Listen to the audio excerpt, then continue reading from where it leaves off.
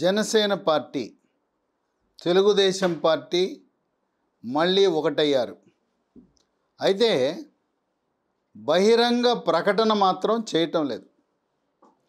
ప్రజాస్వామ్య పరిరక్షణలో కలిసి వచ్చే పార్టీలతో కలిసి ప్రజా వ్యతిరేక ఉద్యమాల్లో పాల్గొనాలని సూత్రప్రాయంగా జనసేన, తెలుగుదేశం పార్టీ నిర్ణయించాయి. తెలుగుదేశం అధ్యక్షుడు చంద్రబాబు నాయుడు విజయవాడలో power star Pawan Kalyan Novotel హోటల్లో ఉండగా వెళ్ళి కలిసి, పవన్ మనం కలిసి పనిచేద్దాం, తదుపరి పొత్తుల గురించి ఆలోచిద్దాం, ముందు ప్రజా వ్యతిరేక ఉద్యమంలో భాగస్వాములు అవుదామని చెప్పి రహస్యంగా చర్చించారు. పత్రికాముఖంగా ప్రకటించకపోయినా ఇరు పార్టీలకు అవగాహన ఉంది. రెండు కలిసి పోటీ చేస్తున్నాయి. ఇక ఎక్కడ ఎవరు ఏ సీట్ అనేది భవిష్యత్తులో నిర్ణయం తీసుకుంటారు.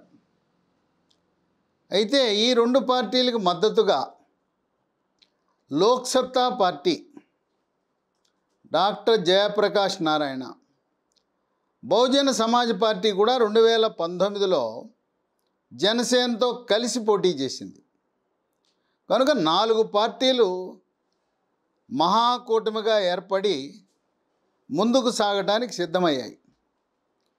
ఏ విధముగా న్యాయస్థానము టు దేవస్థానం అనే అమరావతి రైతుల పాదయాత్రలో అక్కడ అన్ని రాజకీయ పార్టీలు తిరుపతిలో సభపై ప్రసంగించారు, అమరావతి రాజధానిగా కోరుకున్నారు. చివరికి వైఎస్ఆర్సిపి పార్లమెంటు సభ్యుడు, నరసాపురం లోక్సభ సభ్యుడు రఘురామకృష్ణరాజు ఆ పార్టీ నుంచి వచ్చి అధికార పార్టీ తరఫున అమరావతికి మద్దతుగా మాట్లాడాడు. అంటే ఒక విధంగా చెప్పాలంటే ఈ మహాకూటమిని అమరావతి మహాకూటమిగా అభివర్ణించవచ్చు. ఒక్క వైఎస్ఆర్సిపి పార్టీ మినహాయించి ఆంధ్రప్రదేశ్లో ఎన్ని రాజకీయ పార్టీలు ఉన్నాయో అన్నీ కూడా ఒకే రాజధాని, అమరావతి రాజధానిగా కొనసాగించాలని కోరుతున్నారు.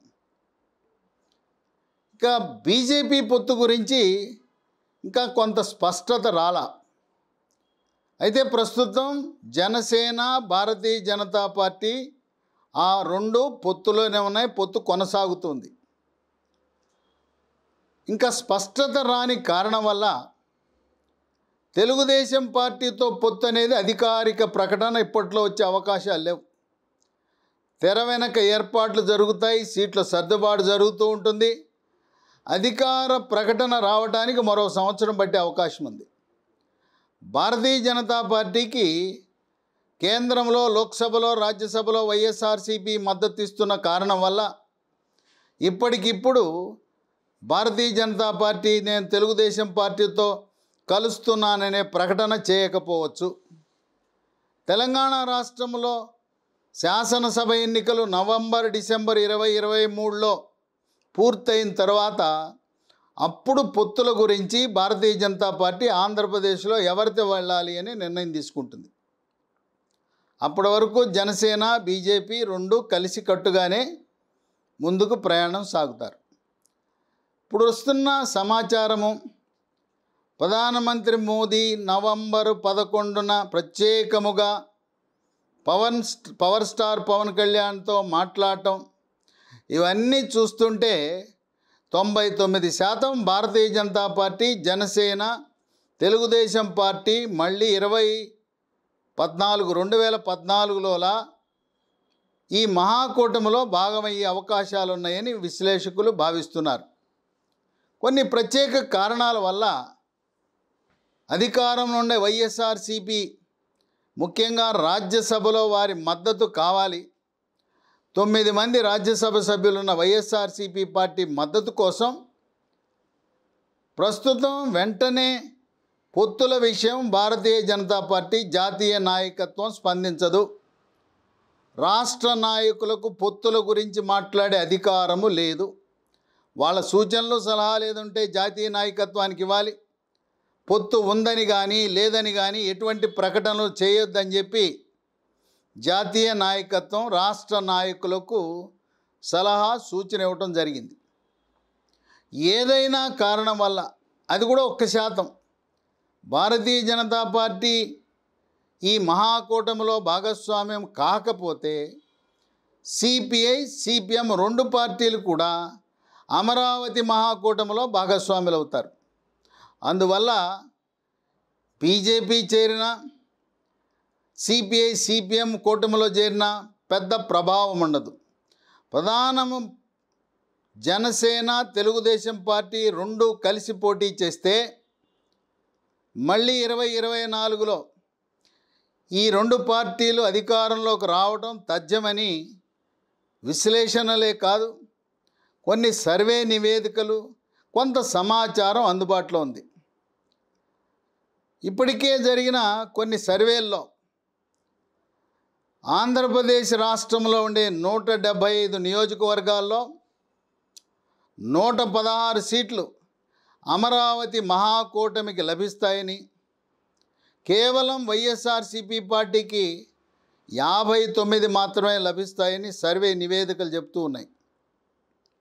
జిల్లాల వారీగా చూస్తే అత్యధికంగా అమరావతి మహాకూటమికి తూర్పుగోదావరి జిల్లా, పశ్చిమ గోదావరి జిల్లా, కృష్ణా, గుంటూరు. తూర్పుగోదావరిలో 19 నియోజకవర్గాలు ఉన్నాయి, పశ్చిమ గోదావరిలో 15 ఉన్నాయి, కృష్ణాలో 16 ఉన్నాయి, గుంటూరులో 17 ఉన్నాయి.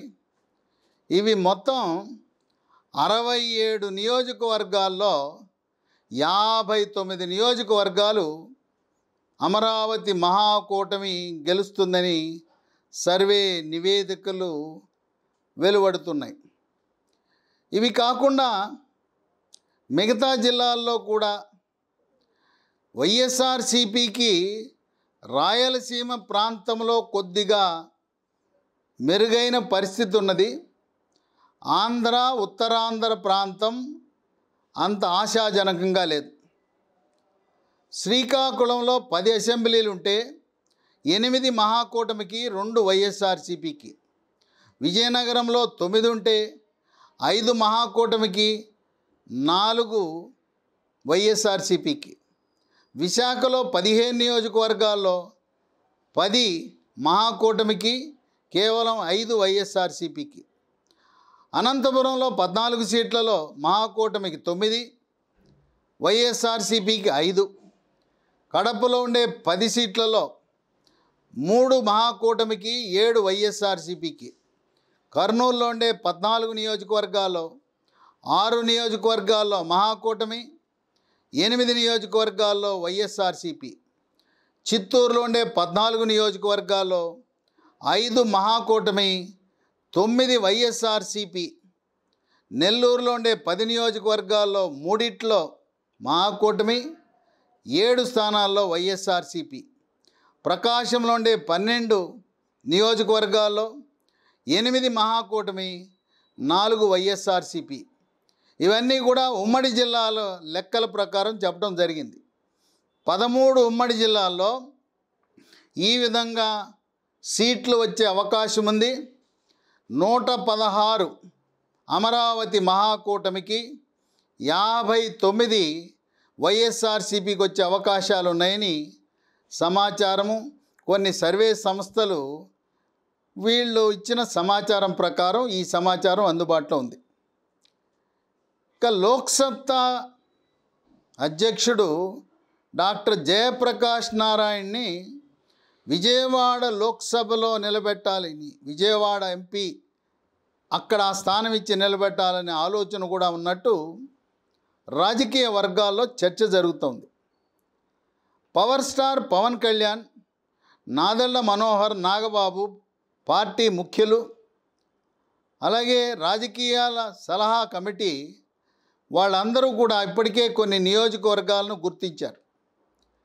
ఏ విధంగా గుర్తించారంటే, ప్రజారాజ్యం పార్టీ తరపున ఆంధ్రప్రదేశ్లో గెలిచిన 16 నియోజకవర్గాలు, అలాగే 2019లో జనసేన పార్టీ 138 నియోజకవర్గాల్లో పోటీ చేసింది. ఆ 138 నియోజకవర్గాల్లో వచ్చిన ఓట్ల శాతం ఆధారంగా నియోజకవర్గాలు ఎంపిక చేసింది. బలమైన నాయకుడు అందుబాటులో ఉండటం అనే అంశాన్ని కూడా పరిగణలో తీసుకున్నారు. ఎక్కడైతే కాపు, తెలగ, బలిజ, తూర్పు కాపు, మున్నూరు కాపు, ఒంటరి ఈ కులాల ఓటర్లు అధికంగా ఉన్నాయో ఆ నియోజకవర్గాలను జనసేన పార్టీ గుర్తించడం జరిగింది. వీటిలలో అత్యధికంగా జనసేన పార్టీ తూర్పుగోదావరి జిల్లాలో ఎక్కువగా పోటీ చేయబోతూ ఉంది. రెండవ స్థానం విశాఖ. జనసేన పార్టీ రాయలసీమలో తక్కువ పోటీ చేసి అక్కడ బీజేపీకి, తెలుగుదేశానికి అవకాశం ఇచ్చే పరిస్థితులు కనపడుతున్నాయి. ఇప్పటి వరకు కొన్ని నియోజకవర్గాలు జనసేన పార్టీ గుర్తించిందనే ఊహాగానాలున్న నియోజకవర్గాలు దాదాపు ఒక 40 నియోజకవర్గాలను గుర్తించారు.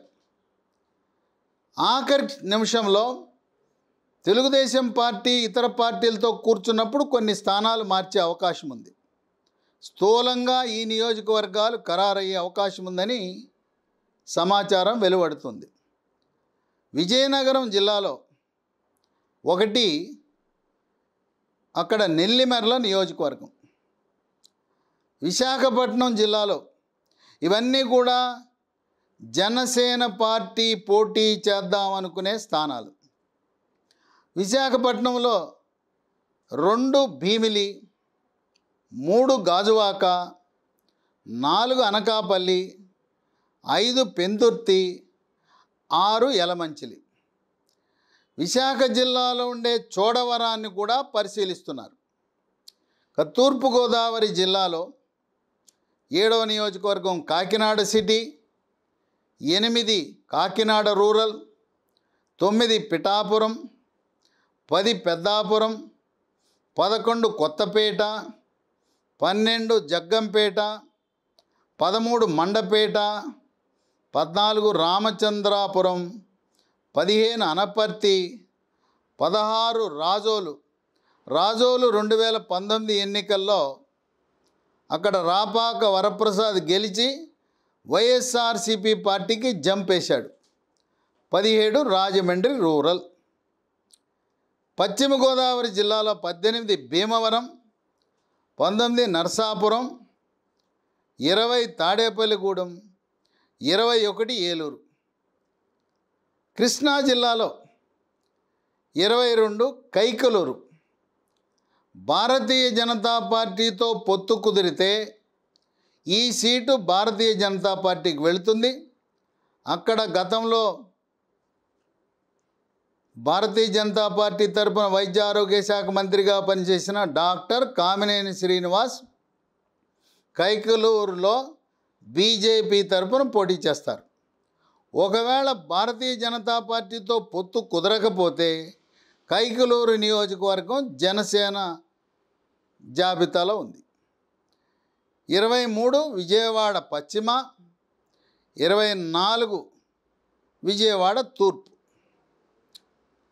ఇక గుంటూరు జిల్లాకు వస్తే 25వ నియోజకవర్గం గుంటూరు పశ్చిమ, 26 తెనాలి. తెనాలి అంటే నాదెళ్ల మనోహర్ గారి సొంత నియోజకవర్గం. ఇక నెల్లూరు జిల్లాకు వస్తే 27 నెల్లూరు సిటీ, 28 నెల్లూరు రూరల్. కర్నూలు జిల్లాకు వస్తే 29 ఆలూరు, 30 నంద్యాల, 31 ఆళ్లగడ్డ, 32 బనగానపల్లె. ప్రకాశం జిల్లాలో 33 గిద్దలూరు. చిత్తూరు జిల్లాలో 34 తిరుపతి, 35 చిత్తూరు. ఈ 35 నియోజకవర్గాలతో పాటు అదనంగా మరో 5 పరిశీలనలు ఉన్నాయి. తూర్పుగోదావరి జిల్లాలో ముమ్మిడివరం, 2 అమలాపురం, 3 పి గన్నవరం. కృష్ణా జిల్లాలో కూడా మరో 2 నియోజకవర్గాలు పరిశీలనలు ఉన్నాయి జనసేన పార్టీ పోటీ చేయటానికి. 4వది పెడన, 5 కృష్ణా జిల్లాలో ఉండే అవినిగడ్డ నియోజకవర్గం. ఇవి స్థూలంగా 40 నియోజకవర్గాలను వీటిపై జనసేన కన్నేసింది.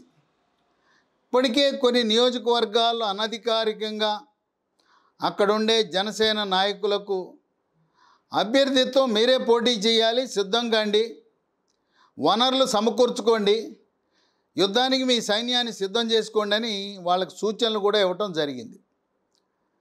ఇటువంటి పరిస్థితులలో రాజమండ్రిలో ఈ మధ్యకాలంలో వైఎస్ఆర్సీపీ పార్టీ కాపు మంత్రులు, ఎమ్మెల్యేలు, ఎమ్మెల్సీలు, పార్లమెంట్ సభ్యులు సమావేశం జరిగింది. దాంట్లో కొంతమంది అధికార పార్టీకి చెందిన ఎమ్మెల్యేలు, ఎమ్మెల్సీలు, మాజీ మంత్రులు గైరు హాజరయ్యారు. ఏలూరుకి చెందిన ఆళ్లనాని అధికార పార్టీ నిర్వహించిన కాపు సభకు వెళ్ళలేదు. అలాగే చోడవరం నియోజకవర్గానికి ప్రాతినిధ్యం వహిస్తున్న కరణం ధర్మశ్రీ ఎమ్మెల్యే వెళ్ళలేదు. నెల్లిమెరల్లో ఉండే అప్పలనాయుడు వెళ్ళలేదు. అట్లాగే మాజీ మంత్రి, సీనియర్ నాయకుడు, రాజకీయ దురంధరుడు, తెలుగుదేశం పార్టీలో అలాగే పీఆర్పీలో చక్రం తిప్పిన బీసీ నాయకుడు సి రామచంద్రయ్య ఆయన కూడా ఈ సమావేశానికి వెళ్ళలేదు. అంటే కొంతమంది మాజీ ఎమ్మెల్యేలు, ప్రస్తుత ఎమ్మెల్సీలు, అలాగే పదవి లభించని వాళ్ళు కొంతమంది కాపు నాయకులు, ఇతరులు వైఎస్ఆర్సీపీ పార్టీ నుంచి జనసేనలో చేరే అవకాశం ఉంది. జగన్మోహన్ రెడ్డి 151 సీట్లలో ప్రశాంత్ కిషోర్ సర్వేల ఆధారంగా ఒక 50 మందికి సీట్లు దక్కే అవకాశం లేదు. ఎవరెవరికైతే సీట్లు దక్కవని ఇప్పటికే కొంతమందికి తెలిసిపోయింది. 27 మంది పేర్లు కూడా చదివాడు జాబితా. మనకు సీటు రాదని తెలిసిన వాళ్ళు కొంతమంది జనసేన పార్టీలో చేరాలనే సంకల్పంతో ఉన్నారు. ఆ విధంగా అధికార పార్టీ వైఎస్ఆర్సీపీ పార్టీ నుంచి ఎన్నికలు సమీపించే సమయానికి ఒక 50 మంది అగ్రశ్రేణి నాయకులు జనసేన పార్టీలో చేరే అవకాశాలు ఉన్నాయి. అందువల్ల కొన్ని ఏదైతే ఆశించారో ఈ 40 నియోజకవర్గాల్లో వైఎస్ఆర్సీపీ పార్టీ నుంచి పార్టీ మారి జనసేనలో చేరినప్పుడు వాళ్ళు ఒకటి అడుగుతారు, మాకు ఈ నియోజకవర్గంలో సీటు గ్యారంటీ అంటే వస్తామంటారు. కనుక కొన్ని మార్పులు చేర్పులని ఉంటాయి. బలమైన నాయకుడు, సుదీర్ఘ రాజకీయ అనుభవం కలిగిన వైఎస్ఆర్సీపీ మాజీ మంత్రి, మాజీ ఎమ్మెల్యే, మాజీ ఎమ్మెల్సీ, మాజీ లోక్సభ సభ్యుడు జనసేనలో ప్రవేశించినప్పుడు సహజంగా వాళ్ళకి సీటు గ్యారంటీ, వాళ్ళకే సీట్ ఇస్తారు. అక్కడ ఉన్న జనసేన నాయకుడిని సముదాయించి ఓదార్చి నీకు నామినేటెడ్ పదవో, ఎమ్మెల్సీనో, కార్పొరేషన్ చైర్మన్ ఇస్తామంటారు. ఆ విధంగా ఆఖరి నిమిషంలో కొన్ని మార్పులు వచ్చే అవకాశం ఉంది.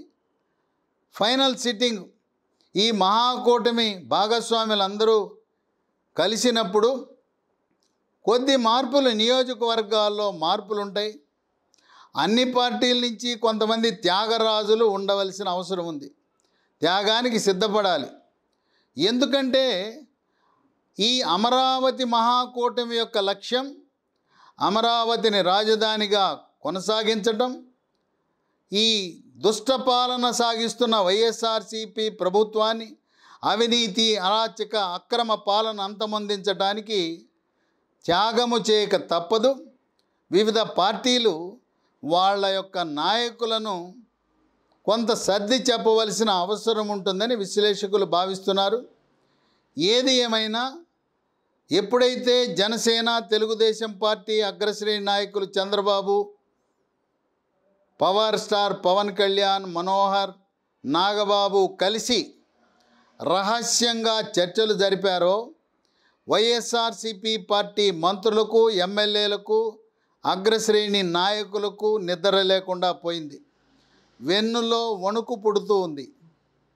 ఈ జనసేనని, తెలుగుదేశం పార్టీని ఎలా విడదీయాలి అనే ఆలోచనలో ఉంటూ అనేక రకమైన విమర్శలు చేస్తూ పవర్ స్టార్ పవన్ కళ్యాణ్ని నువ్వు చంద్రబాబు నాయుడు పల్లకి మోయటానికి నువ్వు ఎప్పుడు సేవకుడిగా మిగిలిపోతావు, నువ్వు 175 నియోజకవర్గాల్లో పోటీ చేయి, నువ్వే ముఖ్యమంత్రి కా అని చెప్పి రెచ్చగొట్టిన అమరావతి మహాకూటమి యొక్క లక్ష్యము చాలా పవిత్రమైనది.